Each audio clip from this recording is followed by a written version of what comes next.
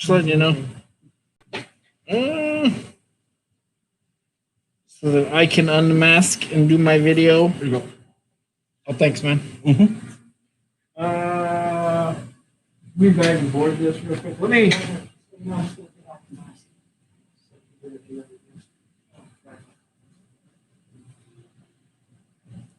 Marvel and Indy reviews. Give me 1 second, guys. I'm putting away a book for a customer. I gotta scan this for him too, real fast.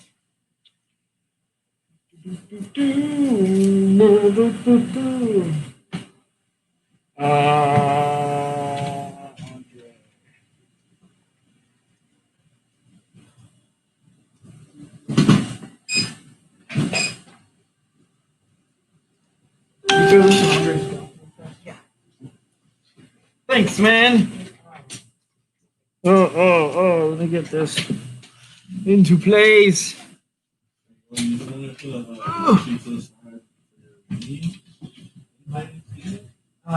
already put one in the chat. Whew. Okay, taking off the mask so that the deaf community could read my lips. Gotta get my mic set. Man, what a weird week for comics. It was a good week. It was just strange. Strangeness afoot. Strange Academy, yeah. Savage Avengers with Doctor Strange. No, there was a lot of Doctor Strange, that's for sure. What else was going on? I hope everyone enjoyed the debate last night. By enjoyed, I mean realized that you're on the stupidest timeline. Man, what a mess that was. Completely. Would you denounce Hydra? Yes, Hydra. Stand down and stand by. What did you say? Everything was weird last night. But I'm sorry if you're kind of realizing that the nation feels like a joke these days. If you join military service and get injured, if you just serve your country and bleed for your country like we have, at least once a year you get a free meal at Applebee's. Ain't that right? Free meal at Applebee's. So we got that going for us. I have brain damage now.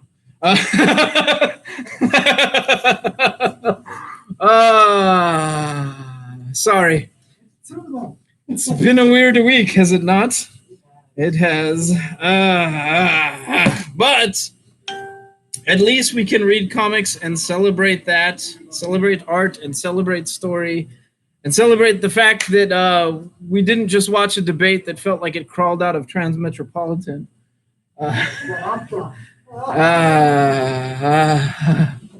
Okay.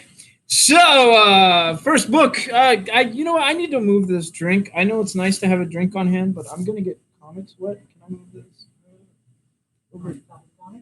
We'll just move this somewhere else. Sorry. Okay. First book of the week for Marvel and Indies. Let's go. Has this nice tribute to Chadwick Boseman on the back. And each one of these Marvel issues do have a whole tribute written by Ta-Nehisi Coates in the middle of it, who apparently went to school with Boseman. So I never knew that the both kings of Black Panther knew each other. That's crazy. And the first issue we're going to discuss is Shang-Chi.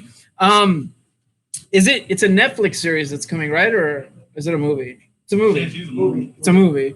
Shang-Chi's a movie. This one opens pretty much how you'd expect. I mean, there's a bit of Fin Fang Foom, which I guess was confirmed to be a part of the movie. Yes. I would love to see. If you don't know who Fin Fang Foom is, aside from a really fun character to name, it is a rather old dragon in the Marvel universe. And I don't mean old in the sense that, that dragon is ancient. I mean old in the sense that, that comic creation is ancient. It goes back to, quite a ways. I would say in a lot of ways that dragon is to Marvel what Starro is to DC. Very iconic for their brand. And I just love saying Fin Fang Foom.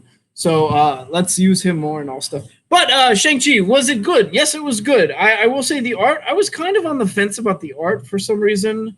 At some points, I'm not sure, the art snob in me comes out. But the storyline was great. And, I Shang-Chi, oh, to me always like it just reads like I'm reading a modern like 70s take. It's like a modern 70s kung fu story at times. Like it feels like the proper mix of like Bruce Lee and Jackie Chan sometimes. And that's always what I kind of got out of these comics. And this one's not really that much exception. There is a little bit of cloak and dagger spycraft in this as well, but I had a really, really mystical fun time with this, and I think as a number one, you really can't go wrong this week. Next, of course, is Star Wars Dr. Aphra. Wong, Cresta, and Rosenberg worked on this. And we've said for, I don't know, I think like 2 or 3 years now that the strongest Star Wars comic on the shelf is Dr. Aphra, and which is weird because she's the one that's got the least amount of love in other media. And still holds true. Right now she's hunting, well, I guess they're luck rings is what they are. They have the ability to change luck, but there's 2 of these rings in play, one red and one blue. And she kind of got sort of tricked and lost one of the rings. So she's a little bit pissy about that. And the guy she lost it to, she openly declares she wants to cut his face off, which is all types of funny. On top of that, we have the chicken leg droid, not the same one, but the one I'm talking about that came from the last Star Wars game. What was the name of that game? The Dark Souls of Star Wars? Fallen Order. Fallen Order. So anyway, so it has like a droid that's very much like the chicken droid of Fallen Order in this, which is good. I will agree, it's cool. It's nice to see that sort of brand being utilized, or that droid being utilized.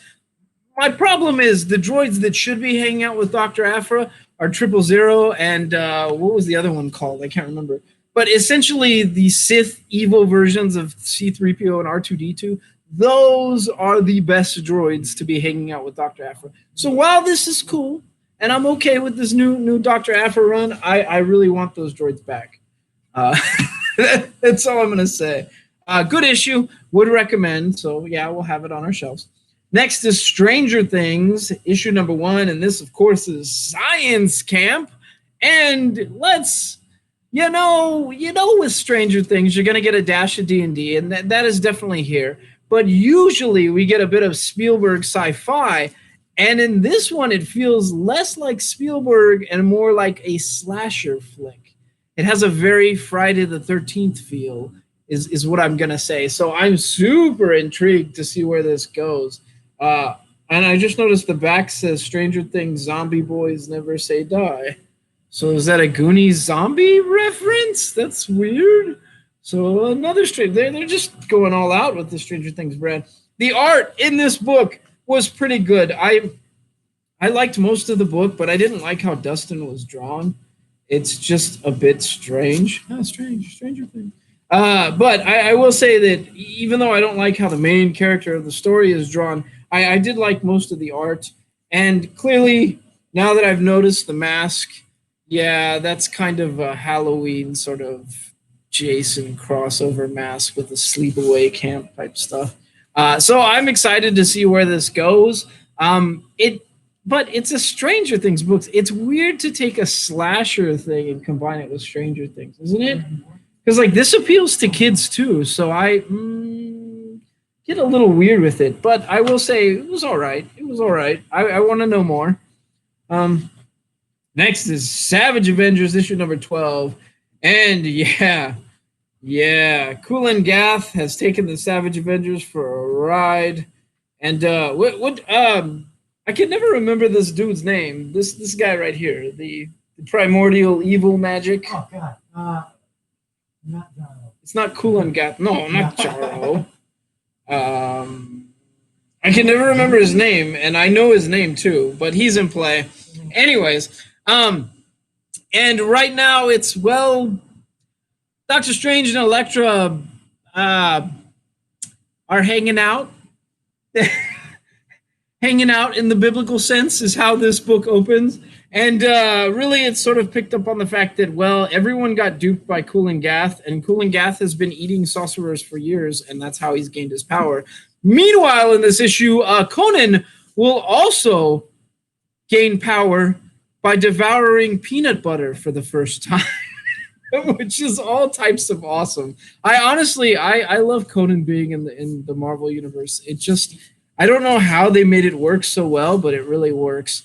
And well, the Savage Avengers are finally coming back together for a big fight with the big sorcerer. So I'm excited. Jerry Duggan, Gorham, and Tartaglia have really gone above and beyond on these this series. I've loved every second of it, and I know we're on issue 12, and I'm hoping that there isn't a time limit for this. I'm hoping that this will remain an ongoing for quite some time.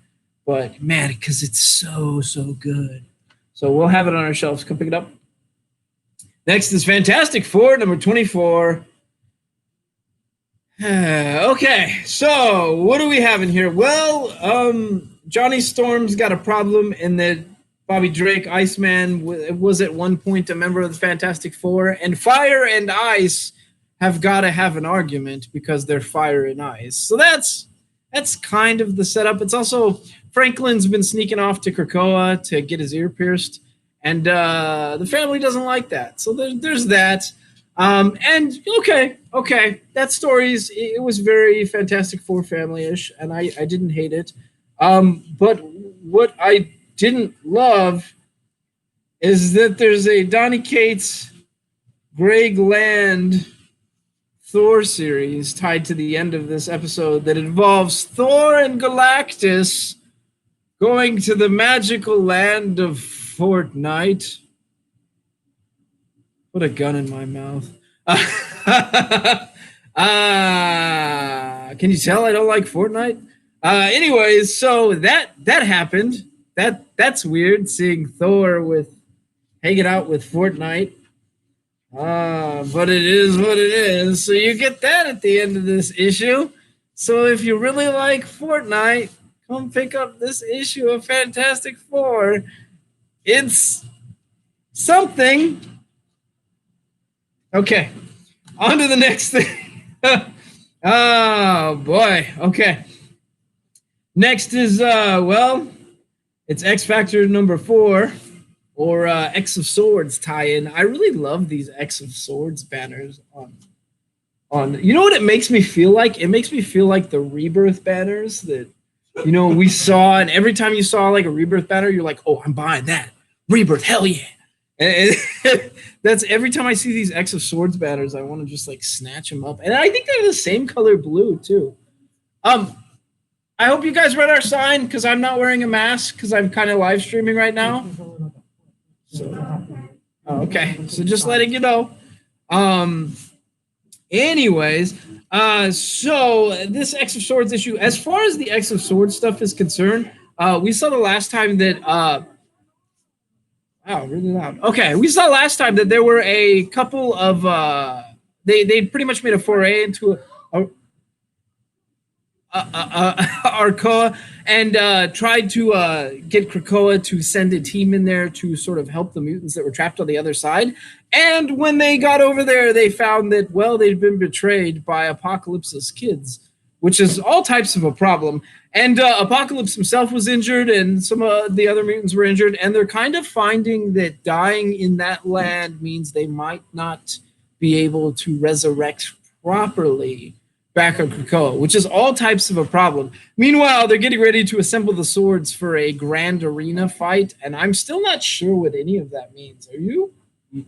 Not clued in at all. Okay, yeah, it's weird. It's very gladiatorial, and I'm kind of waiting to see how it plays out. Obviously, one of the swords is going to be that giant mutant sword that has some kind of meaning. Another one of the swords is for sure going to be magic. We can all see that coming.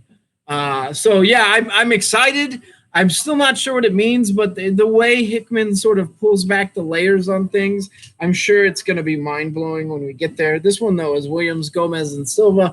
And I honestly could not recommend this enough. The story was great. The art was great. I was super intrigued. And again, left me wanting to know more about this X of Swords mystery that's going on. I'm super excited to see how this plays out. So, and plus, any series that opens with Apocalypse getting owned is kind of impressive, Because if you know anything about the first mutant, you'll know that he doesn't. It's usually him that's wrecking people, not getting wrecked. So that's kind of wild to see. Next, we're talking Jason Aaron, Dennis Hallam, Stephen Green, and Rico Renzi, and that is Sea of Stars. Now, it seems like it's been a minute since we've seen Sea of Stars, and at least it hasn't crossed our shelves in a minute. And if you don't know, this is essentially like two stories mixed into one. It is a Robinson Crusoe survival series and a very superhero-esque space adventure. And those two things are colliding at the same time as a father and son get separated. So one is one story, one is the other story. And the whole ticking time bomb of the story is some giant space Leviathan creature that is just roaming around trashing things. So if it sounds weird and all over the place, that makes sense because it's Jason Aaron, and Jason Aaron likes to get weird with stuff, but he's really, really good at telling a good story. So again, same thing. The art was really good. It's some strange, at times it feels like watercolors, at times it feels like something else. And I can't quite put my finger on it, but I love the medium. The story is great. It's very surreal, though. You have to know it's essentially, at times it feels like Salvador Dali in space. It's pretty wild and surreal. I have nothing to complain about this series, though. But if you really sci-fi or with a dash of fantasy, then this is probably not your jam. But I fully recommend it. Next is Lemire and Del Mundo, and I was shocked and pleasantly surprised by this because as somebody who is a Moon Knight fan, huge fan of Jeff Lemire, but Lemire's Immortal Hulk in the Threshing Place is a one shot that might introduce a new Gamma survivor in the form of a girl that gets abducted by people conducting Gamma experiments like underground, which is never a good thing. And the Devil Hulk, the Immortal Hulk, has to show up and set things right. And it read really, really well. Like, as far as a Hulk story is concerned, it reads well. As far as the new Hulk mythos is concerned, it reads well. But at times it reads like poetry. And that's really a testament to sort of how Jeff Lemire writes. Like, he writes a good story with plenty of twists and turns, but he's very poetic in how he turns a phrase. And that's what you get in this Immortal Hulk. And really, I honestly, as somebody who loves the Immortal Hulk stuff on the shelf and can't get enough of the Ewing Immortal Hulk, I wanted to see Lemire write more of this series. Like, it was really good. So Jeff Lemire, good job on that, man. And we'll have that on our shelves too. Next is Mirka Andolfo's Mercy, and this is Mercy number 6, which is actually I think the end of the series, but I hope not, because people seem to love this series, but it's the end of the series. And if you don't know, this is sort of centering around a lady who's got a ticking time bomb in that it's some kind of like Lovecraftian flower tentacle monster like living inside her and having to devour humans to live and this and that. And really, the story's it feels very vampire inspired in a lot of ways. But one of the things that sold me on this particular issue is the Jen Bartel cover, because my God, that's a Jen Bartel cover, and I just can't get enough of them. So I had to grab this. This is a variant. The mainline cover doesn't look like this, but if you want the Jen Bartel variant, we have maybe 2. I know we have 1 less than what we ordered because I'm keeping this one. But that will be on our shelf. As far as a wrap-up is concerned, the story was great. I was a little confused. I don't think I'd start with the final issue after having skipped a couple issues, go back a couple issues. But I will say that it tied a bow on it very nicely, and I felt like the end of the story was it was perfect. It felt right. The art is, well, anything tied to this artist right now is selling like hotcakes. So really, if you're an art buff, you will not be disappointed by Mercy. That's all I'm going to say there. Next is Aaron, Garen, and Keith. Oh, look, that just rolls off the tongue. Aaron, Garen, and Keith. And this is The Age of Khonshu, Part 4 of the Avengers. And wow. So I, as a Moon Knight fan, have loved everything about this current fight with the Avengers fighting Moon Knight and, more importantly, fighting Khonshu. Khonshu is pretty much haunted by Mephisto and sees that Mephisto is going to be the end of him.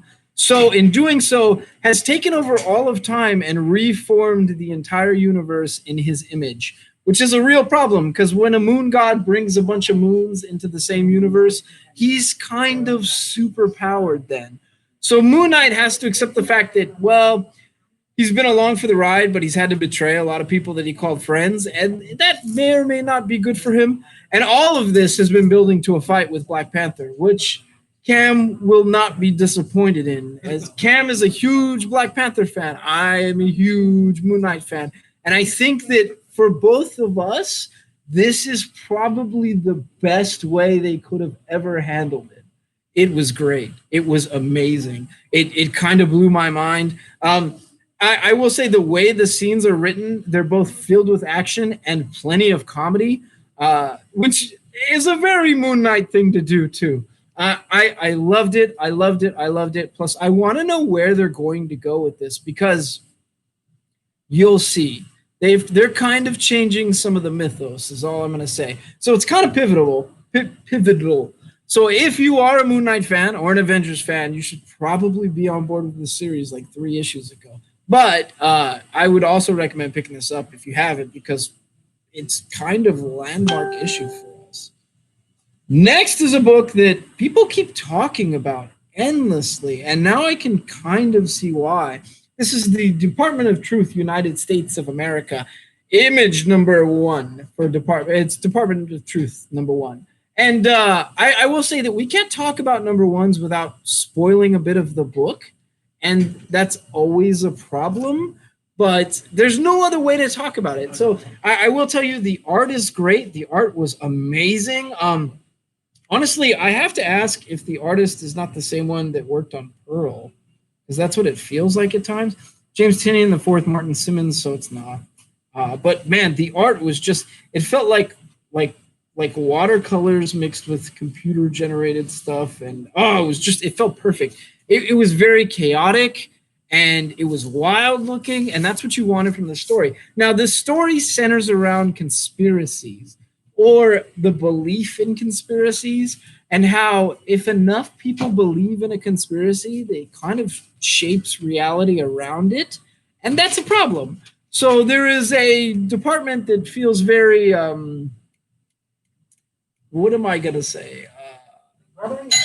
Big Brothery, yes, but there is like a series of it's like fiction that was created by image boards that centers around like certain creatures that like are being controlled and have to be monitored. They're called Euclids, and I can't remember what it's called, but I've read the crap out of it. Anyways, it feels like that sort of stuff. Very sort of shadow government type stuff. Really, really fun.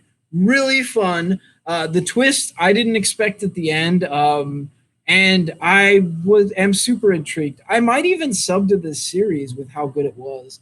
I don't know how many copies we have left. I think we have at most maybe 1 or 2 variants. I'm probably going to pick this variant up. We have no mainline titles. So for a really, really intriguing image number 1, if you're looking for a good book, you should probably jump in here and go sub to it. It's great. Great. Great. Might even be my pick of the week. Honestly, might be my pick of the week. Yeah, the art was really, really mind-blowing too. Loved it. Next is The Best of TMNT, Raphael. And this is a $5 book, and for good reason. You're getting essentially a trade paperback's worth of comics. Now, what does this cover? Well, it covers several pivotal stories on Raphael. One of the first being the original series. It's colorized, but if you don't know the original series, all the comics were black and white, and all the turtles had matching red headbands on the covers. Now, that series set the stage for a lot of stuff, like the original storyline for the TMNT movie was ripped essentially from the pages of the original series. And the particular take for Raph in this one is the first time Raph meets Casey Jones, which is totally a landmark issue entirely. I wish I owned that issue, if I'm honest.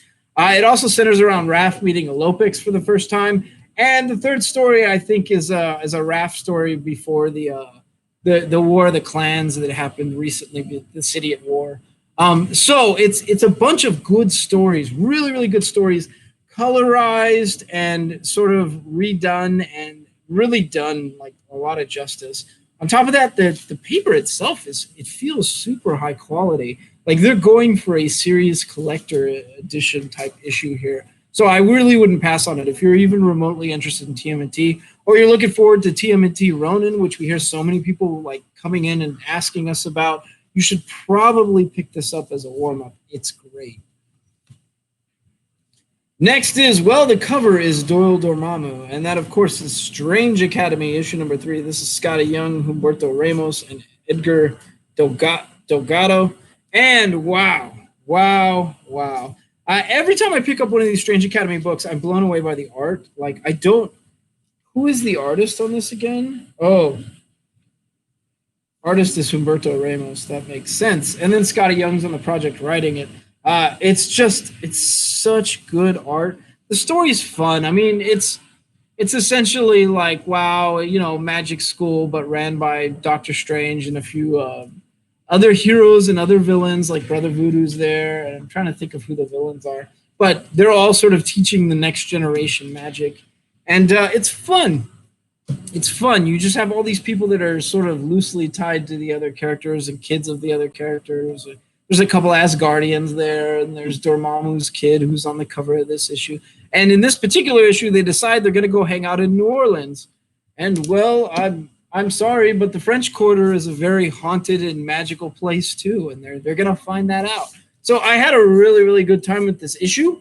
And I like the fact that they're always mindful of the rules of the Academy, which honestly makes it fun. Like when they throw rules at you in the first issue and the characters sort of like forget it or just take it lightly, it never quite plays well with me. With these, they've got such character because they're actually respecting the rules, and at the same time, it's like the writer is playing by his own rules, so it feels good. The writing's good, the art's good, the story's going places I want to. I always want to know more when I finish these. So yeah, come pick it up. It's grand. Next book for the week, Judge Dredd, False Witness. Now, I don't know. I'm a fan of gritty art for Judge Dredd, but it's weird for me to say this because I tend to be like, I need a little more color in my grit. This particular book is not gritty enough for Judge Dredd. The art just feels off to me at times. I'm not sure what it is. Mega City 1 is just not dark enough.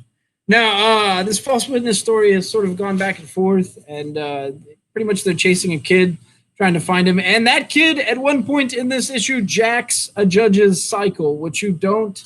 That's not something you do very often in Judge Dredd universe. When you do that sort of thing. So, yeah, it was pretty good. It's a good showing from IDW. The writing's fun. It's... You know this dystopia that you're getting if you're buying Judge Dredd. So if you're a Judge Dredd fan, you'll love it. If you have issues with art at times, maybe pick it up and thumb through it and make sure that feels like your Judge Dredd before you take it off our hands. That's all I'm going to say there. Next is The Boys, Dear Becky, issue number 5. And wow.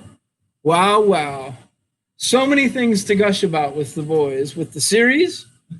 We all know as fans that they're gearing up to the point where they're going to be powered up and they're going to take on the Supes directly. We all know what's going to happen as Boys fans, but it's interesting to see it happening.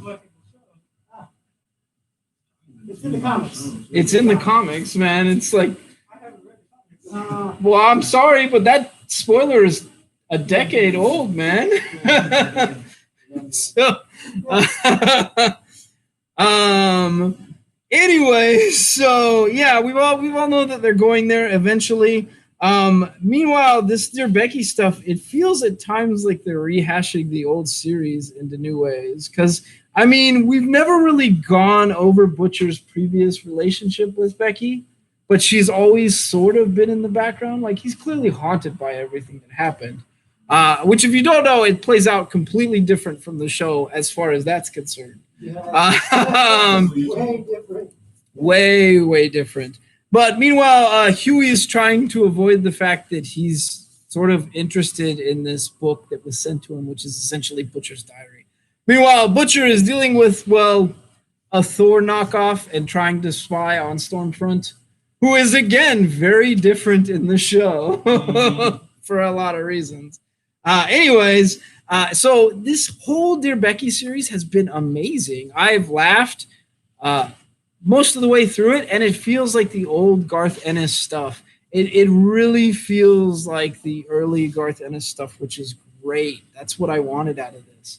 So it hasn't lost its luster, and I'm saying that as someone who's read maybe 10 of the trades. I don't think I ever finished the series, but I definitely went like 10 trades deep. Yeah, quite a bit. So, yep. It's good. Come pick it up. It's on our shelves. Next is Falcon and Winter Soldier, issue number 3. This copy in particular is ripped, so you won't be getting this copy from us because we don't put damaged stuff on our shelves often. We try not to, but with Diamond, it's almost unavoidable. This issue in particular has, it has Bucky dressing up as Cap to sort of infiltrate a Hydra base with Falcon, and it's pretty damn entertaining, is what I gotta say. Meanwhile, we're facing the fact that this Hydra, because Baron Zemo was never quite resolved, but didn't he just vanish at the end of Punisher? Like he did, and he's never been fully resolved. But there might be a new Hydra leader coming, a new supreme leader for Hydra, and what that means. Does it mean an evil Hydra or a more family-friendly Hydra? Who knows? Like, and that's what this issue tackles. It's great. The writing was great. I laughed the whole way through. If the Falcon and Winter Soldier series is anything like this comic, I will be absolutely happy and overjoyed with that. 100%, because this comic was great. You will laugh and have a good time with that. Trust me. Next is issue number 5, Clone Wars Battle Tales. I'm going to say something that's going to chill poor Yogi to the core. Hey, do you remember that time that Obi-Wan and fought Grievous with Ewoks on a frozen planet? You remember that time? Not getting into this one. Never. So that happened. I don't remember that time either from any of the expanded universe issues. None of the cartoons. Now, granted, I didn't watch a lot of the non-Gennady Tarkelson Clone Wars, but I don't remember that happening. Do you? Nope. Okay. So that's an issue of Clone Wars that we've got on our shelf that might be worth reading just for the Star Wars Christmas special of it. That was wild. Next is The Goon. We haven't heard from The Goon in forever. I've been waiting for issue 12 of The Goon to come out for like months upon months upon months. The last issue centered around, and yeah, I had to refresh on this, a witch hunter hunting witches in Goon's town. And Goon is like, hey man, those people are still citizens. Like, I got to put this right. So now there's an angry mob that wants to sacrifice a bunch of witches, and that's not going to happen on the Goon's watch. So yeah, it's hysterical. And poor old Frankie is trying to hook up with one of the witches. Honestly, chuckled out loud 3 or 4 times. But I mean, come on, you know with the Goon what you're getting here, and it's great. So yeah, if you like the Goon, you will not be disappointed. This is the wrap-up of an arc, but I honestly think if you were to start with issue 12, you would not be too confused. They tend to give you a pretty good recap in the Goon, and it's not like the Goon is a bunch of political intrigue. Usually it's just the Goon's got to knock people around and keep track of his town. And that's what you get. Next is Alex Ross, Jim Krueger, and Welby, and this is Marvel's X. And wow, I mean, really, you're buying this because Alex Ross is on the project, and you get these really beautiful covers when you buy them. But I will also say the story is kind of interesting. It centers around, well, I guess, what happens in the hereafter, the apocalypse, when, the supers have lived, but not a lot of humankind has lived. And one human in particular gets to meet all his heroes. And then that's kind of a good synopsis. It seems to me like the last book came in like quite a while ago, and I'd sort of forgotten a lot of the story. So when I was reading it, I was kind of recapping. But the story itself, it's okay. The cover art's beautiful. The art's pretty good. It's the kind of grit that I tend to like. It reminds me a lot of Dennis Cowan, actually, his style. So I really did dig it. But I wouldn't blame you if after the last issue you were like, huh, it's been a minute and I don't really remember this story. So you might have to go back and reread a couple. And then the last book on our list is actually not a book from this week, but we were shorted completely. And I'm happy to say we got more copies for our subscribers, and that is Marauders number 12. We found out after Kate Pride had been killed by Sebastian Shaw that he'd planned that to take over control of the Red Keep. So he was basically doing that on purpose because her power itself was holding her back from being reborn. And he knew that. But nobody else knew that. So they tried and tried and tried to reclone her until eventually they figured out a way. So, yeah, that's what's happened. Kate Pride's come back to life. And instead of getting knuckle tattoos that say hold fast, because she was essentially the pirate of all the X-Men universe, now her knuckle tattoos say kill Shaw, which I think is amazing. And it fits her character perfectly. So, yeah, that's what you're getting right there. Right now is the space between. This particular issue is after her rebirth when the mutants celebrate. So you get part of that new tradition where Storm is announcing, somebody's been reborn and this or that. And how do I know you're who you say you are? So you get all that new mutant tradition. You get a party, and then you get some plotting between the White Queen and the Red Queen, which is what I want from this series. It really does feel like piratey Game of Thrones, and I love it. So we'll have that on our shelf. Sorry it's a couple weeks late, but we really can't control when books get damaged. And that is our show for this week. A lot of good books. Keep yourself distracted from the political plane crash that is going on right now, and come on down and pick up some comics, because, wow, do we have quite a few this week. And anything else we should add? Can you think of anything? No, next week's going to be a good Marvel week. Oh, yeah, next week is a good Marvel week. There's a lot of good stuff next week, actually. Thor comes out next week. Yeah, Champions number 1, the new Champions series. Let's talk about that last Thor, man. So, okay. Thor is God of the Unworthy. So the hammer, Mjolnir, is the hammer of the God of the Unworthy, right? So now is it the hammer of the unworthy? Is that why other people can hold it and suddenly get Thor's power? Is that what's going on? I can't imagine a worse scenario, because it's like the Phantom Ring when DC did the Phantom Ring, where anyone could wear like this one ring and wield all the powers of the emotion spectrum. Yeah. It's too much power. So doesn't that lead to just fighting to get that hammer? It should, right? I think so. It should lead to a lot of fighting. I think it sets up that next part, though. Yeah. What's going to happen to that old guy that picked up the hammer? He's probably dead right away, right? Probably dead. A former, I think from what I've seen from the covers into the future editions, a certain persona that Thor took on while he was on Earth is coming back. Oh. Mm-hmm. Yeah, that's dope. Okay.